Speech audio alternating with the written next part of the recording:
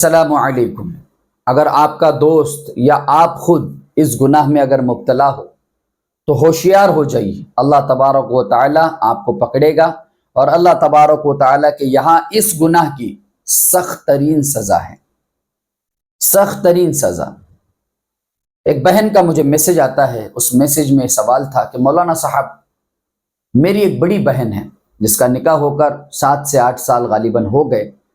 نکاح کے بعد چند ایک سال تک میاں بیوی اچھے رہے، اس کے بعد مسلسل لڑائی جھگڑے ہوتے رہے۔ آج یہ نوبت ہے کہ ان کے 3 بچے ہیں اور شوہر 2 مہینے تک گھر نہیں آتا، اور نہ ہی خرچہ پانی کچھ دیتا ہے، یعنی نان و نفقہ دیتا نہیں ہے، جبکہ قرآن مجید نے نان و نفقے کے بارے میں سختی کے ساتھ لوگوں سے کہا ہے، سختی کے ساتھ۔ وہ نہیں دیتا اور مارتا بھی ہے جانوروں کی طرح۔ مولانا صاحب، آپ اس کے لیے دعا کیجئے کہ اللہ تبارک و تعالی اسے، میری بہن کو اس شخص سے الگ کر دے، جدا کر دے۔ اس کی کیا صورت ہو سکتی ہے، آپ ہمیں ضرور بتائیں۔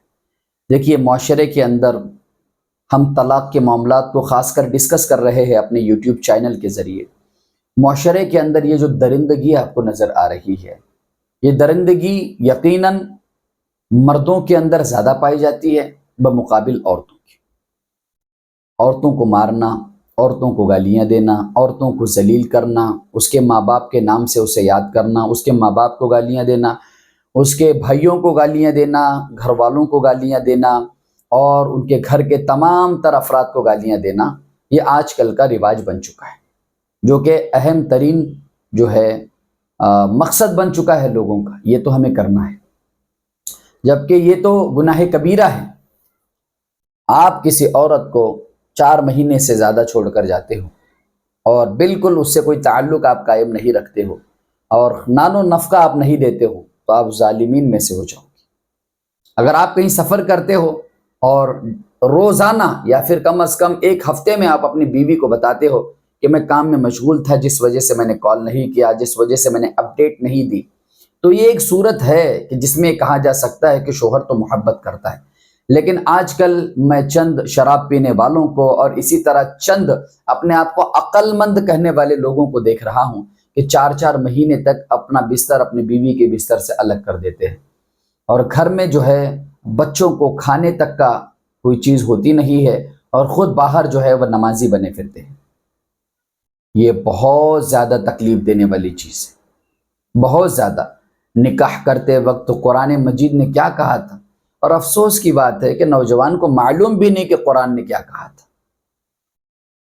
نان و نفقے کے بارے میں تاکید کی تھی قرآن نے کہ اپنے بیویوں کا نان و نفقہ دینا تم پر ضروری ہے، تم پہ فرض ہے۔ نان و نفقے سے مراد ہے کہ اس کی ضرورت، جو اس کی ضرورت ہے، لباس اس کی ضرورت ہے، کھانا پینا اس کی ضرورت ہے، جو کچھ وہ مانگے اگر جائز ہے تو لا کر دینا آپ کی ذمہ داری ہے۔ یہ قرآن کہتا ہے۔ لیکن ہمیں تو نکاح کرنا سنت ہے، اتنا ہی بتایا گیا ہے، اس کے آگے کی ذمہ داری تو ہم نے سنی بھی نہیں اور دیکھی بھی نہیں اور پڑھی تو بالکل بھی نہیں۔ اللہ تبارک و تعالی لوگوں کی حفاظت فرمائے۔ 2 طریقے ہیں بہن۔ ایک طریقہ تو یہ کہ آپ اس کے لیے دعا کیجئے، اس کے شوہر کے لیے، اور آپ کے بہن کو یہ کہیے کہ وہ مسلسل دعائیں کرے اور اللہ رب العزت سے مانگے کہ اللہ رب العزت میرے شوہر کو ہدایت دے تاکہ وہ شراب کو چھوڑ دے، بری عادتوں کو چھوڑ دے، اور اپنے بیوی بچوں کے ساتھ زندگی گزارنے کی اللہ اس کو توفیق نصیب فرمائے۔ دوسرا یہ کہ آپ جو ہے خود اپنے شوہر سے مطالبہ کریں کہ مجھے طلاق دے دو، مجھے اس طرح سے جانوروں کی طرح جو تم رکھ رہے ہو اس سے اچھا ہے کہ مجھے طلاق دے دو۔ اور طلاق لینے میں جلد بازی بالکل نہ کرے، ٹھہرے، سوچے کہ میرے بچوں کے بارے میں۔ اگر اس نے دونوں ہاتھ کھڑے کر دیے ہیں، وہ دے ہی نہیں رہا 8 مہینے 10 مہینے سے، اور تم ہی کر رہے ہو سب کچھ، پھر اب تمہیں سوچنے کی ضرورت نہیں ہے۔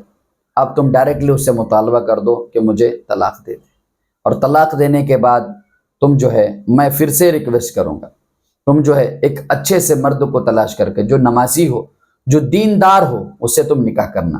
آپ کے طلاق کا مقصد ہی یہی ہونا چاہیے کہ میں کسی اور اچھے آدمی کے ساتھ نکاح کر لوں۔ اگر آپ کا مقصد یہ نہیں رہا تو یاد رکھو بہن آپ اپنی زندگی برباد کر لو گی۔ شوہر کا ہونا ضروری ہے، چاہے وہ شرابی ہو کبابی ہو، یہ ہونا بھی تو ضروری ہے نا، کیونکہ اس کے اوپر مرد کا سایہ بھی تو ہو۔